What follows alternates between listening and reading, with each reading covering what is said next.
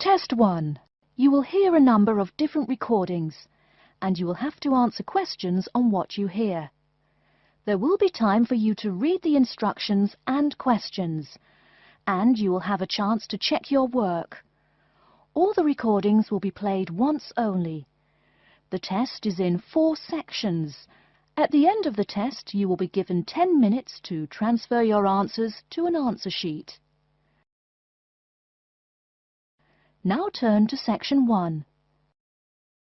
Section 1. You will hear a conversation between a clerk from a moving company and a woman who wants to relocate to the United States. First, you have some time to look at questions 1 to 6.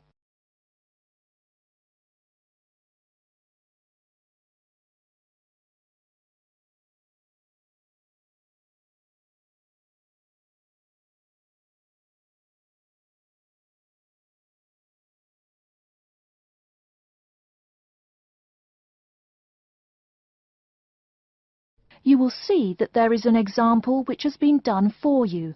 On this occasion only, the conversation relating to this will be played first. Good morning, ma'am, and welcome to Australia's Moving Experience. How can I help you? Well, I hope you can help me. I'm so up in the air right now. Just calm down now. Let me guess. You're moving and it has you a little confused. That's it exactly. You see, I'm relocating to the United States next month, and I'm having a hard time getting organised. Here, fill out your name and address and let me ask you a few questions. Oh, what should I call you? My name is Jane Bond. The woman says that her full name is Jane Bond, so Jane Bond has been written in the space. Now we shall begin. You should answer the questions as you listen, because you will not hear the recording a second time. Listen carefully and answer questions 1 to 6. Good morning, ma'am, and welcome to Australia's Moving Experience. How can I help you? Well, I hope you can help me. I'm so up in the air right now. Just calm down now. Let me guess. You're moving and it has you a little confused. That's it exactly. You see, I'm relocating to the United States next month, and I'm having a hard time getting organised. Here, fill out your name and address and let me ask you a few questions. Oh, what should I call you? My name is Jane Bond. OK, Jane, first of all, what's your work phone number? In case I have any questions about things. My work phone is 9463 550. But please try not to call me too often there. My boss hates personal calls. So does mine, ma'am. So does mine. And what address should we ship your things to? My new company is letting me stay temporarily at 509 Clark House. That's Clark. 1137 University Drive in Seattle. Seattle? Beautiful city, I hear. Mountains right beside the ocean almost. Cooler than Australia, too. OK, and when should we come pack your things? I guess that would be on Monday, March 11th. Do you want any help with an after-packing clean-up? We do that for a small additional charge. Yes, that would be helpful. I promised the landlord I'd give her the keys back by 5 p.m. on Thursday the 14th. Great. We'll just schedule the clean-up for that day. That way, the place will smell clean and there'll be no dust. Well, you do think of everything.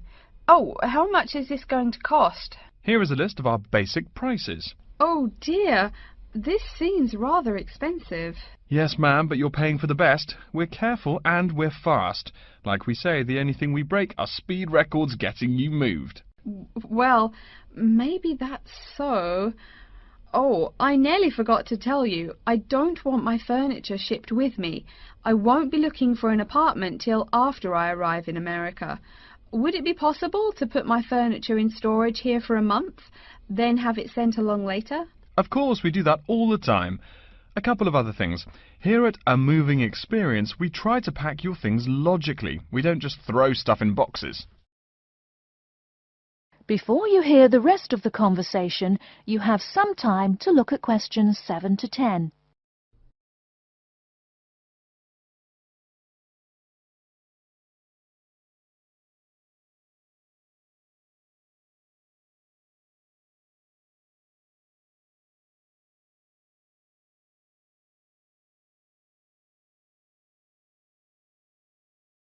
Now listen and answer questions 7 to 10. Do you have any special requests? You know, things you want packed in some special place so you know where to find them. Like what? Oh, I don't know, things like dishes maybe. Not to be rude, but you look like a lady who likes to eat. Ah, yes, I need my dishes and things where I can find them quickly. Great. We'll put those dishes and cutlery in what we call the emergency pack.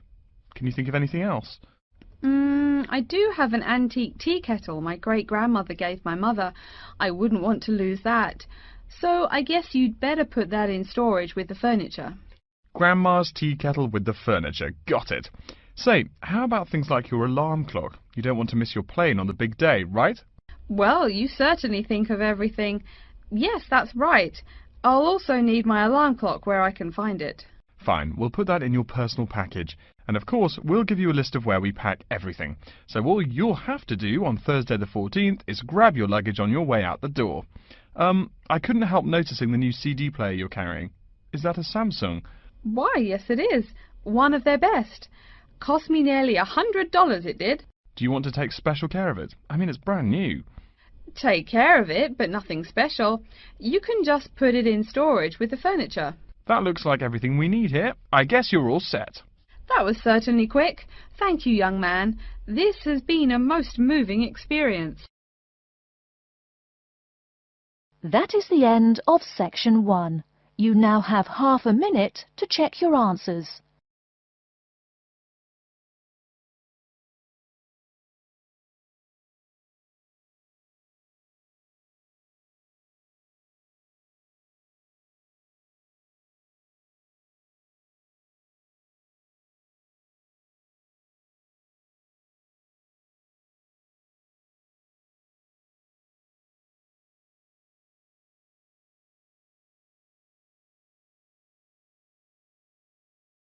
Now turn to section 2.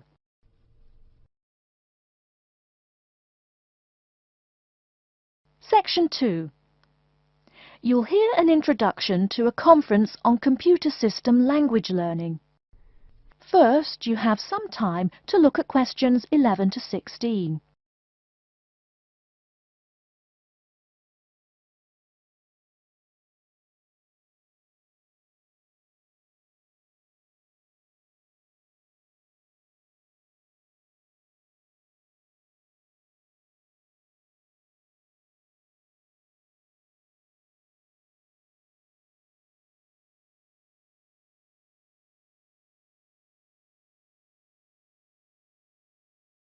Now, listen carefully and answer questions 11 to 16. Good morning everyone, and welcome to the second annual Wallabaloo Conference on Mastering Computer Languages. I hope you all had a good trip. Before we get underway with today's program, let me fill you in as to what's on tap for tomorrow, Sunday, February 19th. At 9 a.m, right here in the main hall, we'll be hearing a lecture from Dr. John Smith about computer as teacher. Professor Smith from the University of Melbourne is a world-class expert in the field of computer-assisted education, and his talk promises to be both stimulating and informative. Immediately afterwards, at 10:30, there will be a presentation of papers by various delegates. That, however, will take place in the garden room on the ground floor. If you don't yet know, the garden room is also called the ballroom, and will be gathering at the west end, the slightly raised area called Level 2. Just look for the crowd. If you get lost, there are signs in the foyer. After all that thinking, talking and listening, I expect everyone will be a bit weary. So at 11:15, there will be a break for coffee, cookies and other light refreshments. These will be available at the aptly named refreshment stand, placed by the door back here in the main hall. Also, if you choose to skip the formal lunch, you can buy a packed lunch at the stand for a reasonable price. I strongly urge you, however, to join us at the formal lunch. That won't be till 1 o'clock sharp, so you have time to stroll about town a bit. We'll be eating at the Seaview restaurant. The restaurant is located right here in the hotel on the top floor. It's a good dozen flights of stairs, so I suggest you take the lift on the ground floor, eh? If you're not fond of fish, there's an all-you-can-eat barbecue available as well. They even offer wallaby meat. After lunch, we'll troop back downstairs to level 2 in the ballroom for the presentation of further papers, which will begin at 2 p.m. Please try to be on time. I know you'll be a bit tired after lunch, but the ballroom echoes so with people coming in late. Thank you in advance. Once we've heard the papers, we'll break for afternoon tea at 3:10 p.m. No need to walk. The manager of the refreshment stand has graciously agreed to have tea served in the ballroom. He's even promised us some special scones, baked from a recipe of his dear old Scottish grandmother. Then, tea being drunk and scones munched, we'll retire here to the main hall for some closing remarks and questions. So, by 5 o'clock, we should have the conference wrapped up. But the fun isn't over. This is Australia, mates. We'll be flocking to the hotel's own Palm Lounge on the east side of the foyer for an informal reception. You can relax, mingle with the other delegates, and let your hair down a bit. This will run from 5:10 to 6:10, though you're free to stay as long as you like. The lounge manager has informed me that for the duration of the actual reception, you can have all-you-can-drink beer for $20 with purchase of an advance ticket. Before you hear the rest of the talk, you have some time to look at questions 17 to 20.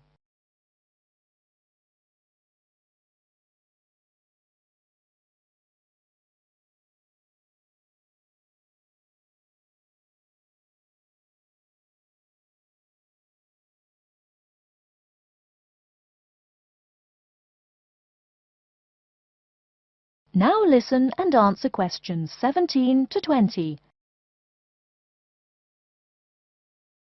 And yes, tickets can be purchased from any conference organiser Or at the front desk any time between now and the start of the reception. I suggest you come by tomorrow evening to pick up the tickets, since the conference hall only holds 800 people. That way you can also get your journey planned ahead of time, and be sure not to miss this truly memorable conference. If you want cocktails, however, I'm sorry, you'll have to pay for those at the regular price. Oh my goodness! Speaking of paying, I see I forgot to tell you a couple of things. The first is about lunch. The charge for the lunch will be $15 for all you delegates. If you have guests with you, the cost is $25 for the general public and $6.50 for children under the age of 10. That's $15 each, not total for everyone. Another item is about the lunch menu. I very much urge you to try the fish. I mean, look at the restaurant's name, the Sea View. As the name suggests, it is a famous seafood restaurant. The chef is a Basque from Spain, and he really gets quite put out when people ignore his fish specialities for burgers or barbecue. If fish isn't your thing, though, try the steak.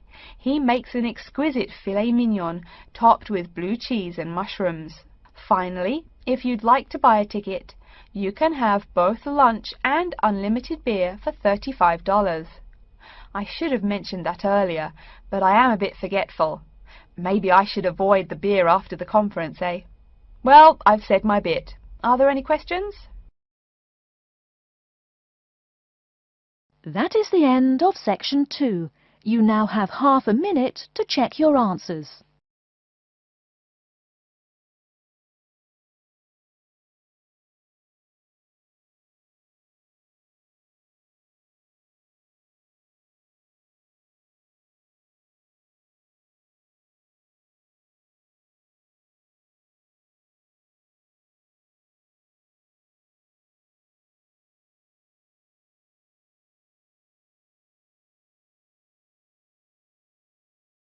Now turn to section 3.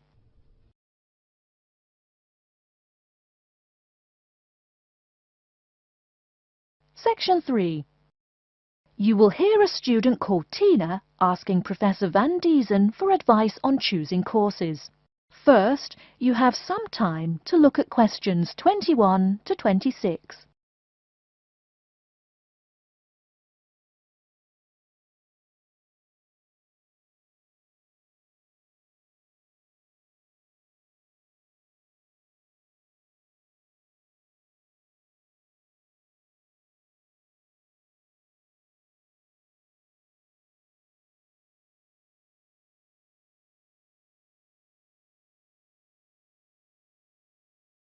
Now listen carefully and answer questions 21 to 26.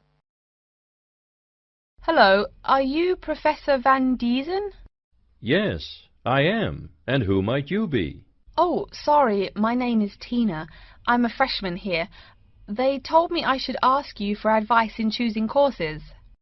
Well, that's part of what I'm here for. Please come in and sit down. Now, what are your questions? I almost don't know. Everything is so confusing. Like, what is a specialized course? Oh, easy. A specialized course is one that is compulsory, meaning it's a requirement for your major, and regular, so you can't place out by taking a proficiency exam. That sounds pretty strict. Then what are all these general courses? I seem to have to take so many. Nothing to be alarmed over. These are courses open to all students and not directly related to your major. The university offers these general courses to choose so that you can become more well-rounded individuals. For example, I see you're a microbiology major, so it might be a good idea to take some literature or history courses so that you can know something besides all science. You mean these courses are like for fun? That might be one way to look at it, but don't tell the literature professor such a thing. Think of a general course as the opposite of a specified course. A specified course is one that pertains directly to your major. So, can I take any microbiology course I want? Let's see. Oh, those courses used to be open to microbiology students only. The good thing is now it's open to students on a flexible schedule, so it's not only for full-time students. So the answer is yes, if you have the instructor's permission. May I ask you why you chose microbiology? Well, I also like plain old biology too. You know, full-size animals. I might even become a veterinarian. Could I take some biology classes? Well, they are open to full-time students only, which I believe is what you are. I don't know how a freshman would get along with microbiology, though. I mean, most of the students presently looking into it are from off-campus. Off-campus? Yes, you know, people who use it in their work at hospitals, laboratories, even a police detective. Why did you choose microbiology, if I may ask? I don't think you quite answered that. Well, eventually I want to be a doctor. At least my dad tells me so. If I may say so, young lady, you seem a little uncertain. Still, I think that might be a good idea for a career. Of course, if you're thinking about being either a doctor or a vet, you should take some medical science classes before you even think of applying to med school. Great! What should I take? There is one small problem. The new medical sciences building is under construction, so there are no experimental facilities available until next year. I'm afraid you'll have to wait, but don't forget to take those courses at the first opportunity. Oh, bummer. Is there any other course you'd recommend for someone like me? Well, since you seem to like animals, have you ever thought about looking into environmental science? No, I never really thought about it before. Is it worthwhile? Quite. In fact, it's the fastest growing subject on this campus. Before you hear the rest of the talk, you have some time to look at questions 27 to 30.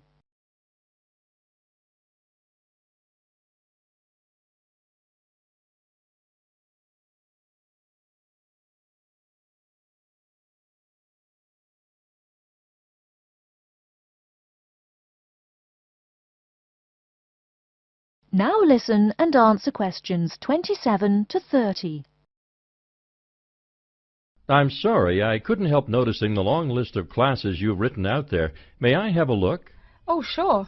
Medical science, statistics, laboratory techniques, medicine, mathematics, computing. My, a bit of everything here. Is it too much? For your first semester, yes. What I suggest is starting out by taking the compulsory courses. Like we said before, the medical science can wait. Consider taking that in your sophomore year. I think I'd put off computing, too. I recommend to all freshmen that I talk to get the compulsory mathematics out of the way as early as possible, so take that one. It'll be one less difficult course you have to focus on when the science lab opens next year and you have to catch up on classes like laboratory techniques. Your major also requires statistics, so you have to balance 2 math classes, and no doubt you should take that. Otherwise, get your required medicine course out of the way by taking something theory-based. Oh, of course, and your environmental science class, if you're interested. The others can wait, though I think computing is definitely a good idea, even though it's not required. I see, too, on your paper there you seem to have had high marks on the entrance exam. Yeah, I guess so. Don't be shy. Have you thought about applying for a scholarship? Do they have any? I mean, my dad is always complaining about how much money it costs him. In your department there are actually 3 full scholarships available. They cover tuition and provide $1,500 cash. $1,500 cash? Party! Please, miss, the money is intended more as a textbook allowance, not party money. If you promise to behave, I'll show you how to apply. Great, and thanks. That is the end of Section 3. You now have half a minute to check your answers.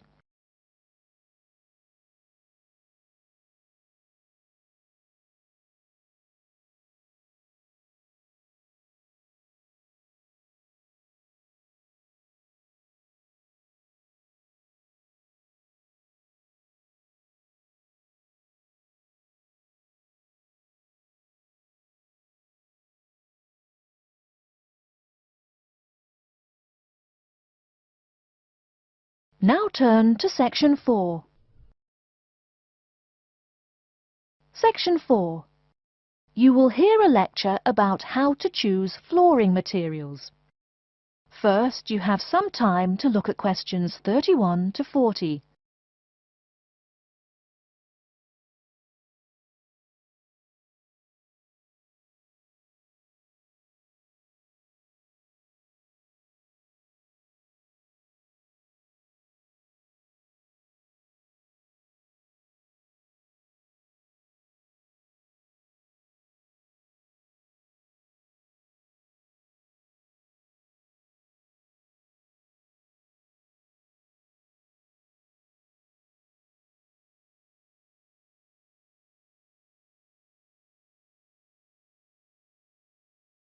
Now listen carefully and answer questions 31 to 40.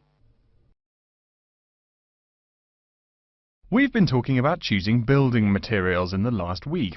Now, a great many factors influence the choice of building materials. You can't make a house of cards, right? And people who live in glass houses and all that. Anyhow, today I'd like to say a few words about flooring. Some artificial materials can be used, like plastic for instance, which offer mixed blessings when used as a flooring surface. On the one hand, plastic is cheaper than nearly any other alternative, short of bare ground. Plastic also does not warp like wood. On the other hand, the best that can be said about plastic is that it looks like wood or stone. However, it cannot replace the real materials. As I have mentioned, I'm fixing up a new house. The decorator my wife hired told me plastic does a great job of looking exactly like plastic. Besides, it scratches easily, fades or discolors, and starts cracking within a year or two. So, if you're fitting out a sleazy hotel or plan to live in a trailer park, go with the plastic. Really though, for all intents and purposes, this leaves us with wood or stone as choices for flooring. Stone and wood are alike in at least one respect. Both go through processing before they can be put to use. Since few of us cut our own lumber or quarry our own stone, this is not perhaps a pressing concern. Still, do-it-yourselfers would do well to remember to buy only properly seasoned wood. Unseasoned wood warps, and a warped floor quickly becomes firewood, and its owner quickly becomes poorer. Likewise, except for dull-hued materials like slate or sandstone, most stone floors are polished before installation. The choice goes well beyond just wood or stone. Each type requires many further considerations. A few special remarks are called for when considering wood. For example, as always, aesthetics, personal taste and layout all play roles, as well as the type of house or room. Oh, and certainly don't forget the cost. When it comes to cost, a rule of thumb is that the softer and less exotic the wood, the lower the cost. In the US, for instance, pine is both ubiquitous and cheap. Mahogany is imported and exorbitantly expensive. If you're on any kind of budget when remodeling, it's really helpful to remember to go for the softer woods. Aside from cost, there are still lots of different factors that are important in choosing the best flooring for the job. Continuing with the example of wood, one must consider the effects of each type of wood on the mood of the room. When selecting the best wood to use, particular attention needs to be paid to its grain patterns, texture, and colour.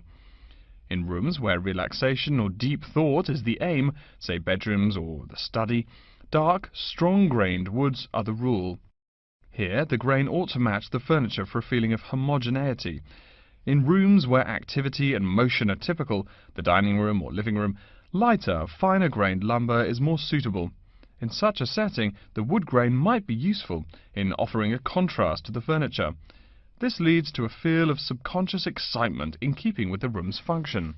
In either case, though, consult a decorator. It is a decorator's job to know what materials to use to fit the function of the room. Though some things about putting together a room are subjective and based on one's individual taste, materials appropriate to a room's function are much more straightforward. A decorator takes the needs of the customer and uses a mathematical formula rather than subjective words. Since feelings vary from person to person, verbal descriptions of wood types tend to be ambiguous. You want the wood you select, not something approximate. And if you do decide to do it yourself, remember that all wood must be treated with preservatives to enhance its appearance and preserve its natural beauty. In the case of stone, or quarry tile, as flat-cut flooring stone is properly called, a new set of considerations must be weighed up. Simple colour aside, the degree of reflection must be kept in mind. This is called the reflectance rate, which is expressed in a number between 0.0 and 1.0, depending on the amount of light it reflects. At one end of the scale is polished silver. At a rating of 1.0, this shiny surface reflects nearly all of the light directed at it. Numbers closer to 0 describe materials that absorb more light. Moving down the scale a bit, we see that plastic that has been painted white has a rate of 0.8, which makes sense. We know that the colour white reflects all other colour, while black absorbs all colour, and plastic itself is a relatively reflective material.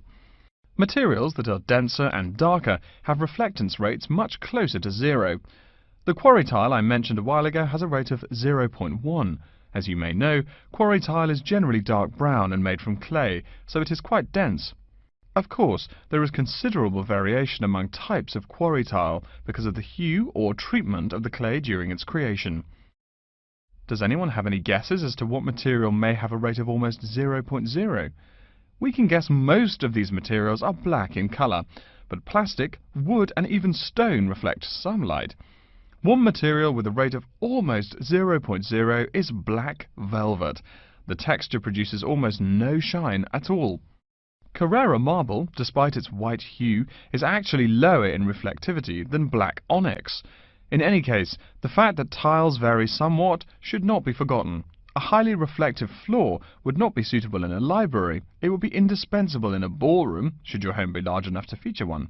Again, a rule of thumb is that light means lively.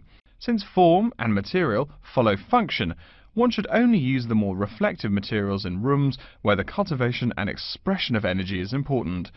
Bear in mind, too, that most types of stone cost more than all but the rarest of wood. Of course, there is no reason why some rooms of a house should not feature wood floors or other stone tiles. You can even mix the two. A room with wood panels on the walls can have a beautiful stone floor. My bedroom has white birch walls and a light blue slate floor. The place looks like a Russian hunting lodge. Remember though, go with what feels right for you. Good taste and the laws of interior design are the homeowner's servants, not his master. It's only beautiful when you decide it is. I mean, you're the one who lives there, not the decorator, right? Okay, are there any questions? That is the end of section 4. You now have half a minute to check your answers.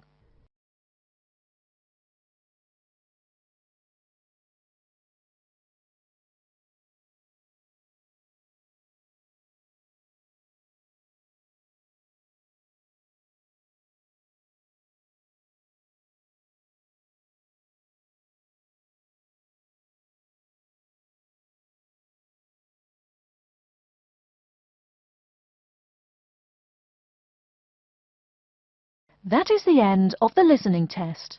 In the IELTS test, you will now have 10 minutes to transfer your answers to an answer sheet.